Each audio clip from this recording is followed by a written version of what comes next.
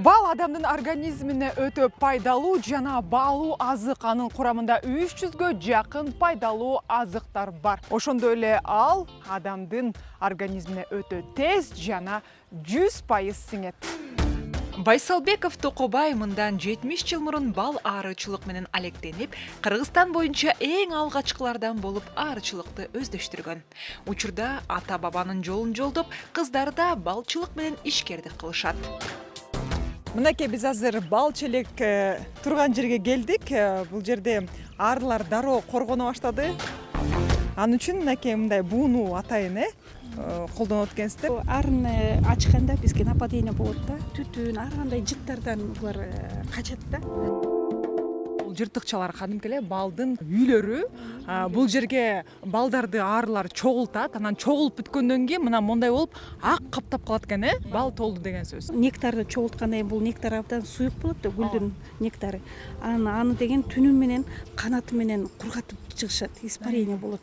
Азыр мынакей арлар тынч гана өздөрүнүн жумушун аткарууда да. Тамак ашы болсо, мисалы үчүн нектар гүлдөрү, нектар бөлүп жатканда булар жиндешпейт. Качан гана биз булардын балын чогултуп алганда, эгер талаада жок болсо, бизге кол салышат да, ошондо корксок болот.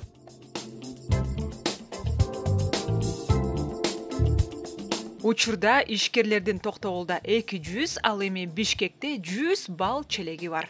Жыл жакшы болсо, мисалы үчүн 200 бал челектен 15 тоннага чейин бал өндүрүп алса болот. Эгер аба ырайы жакшы болуп берсе, эч болбой калды дегенде 2-3 тонна болот да.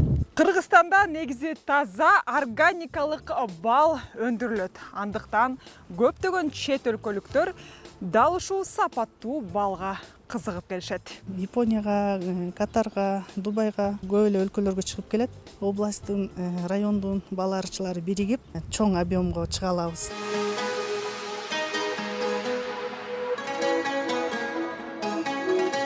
Ак капталгандан кийин балдар толуп, балдар даяр болду деген түшүнүк экен. Ошондо мынакей мынтип алып туруп, мынакей азыр чыныгы балды, нукура балды даамдап көрөлү.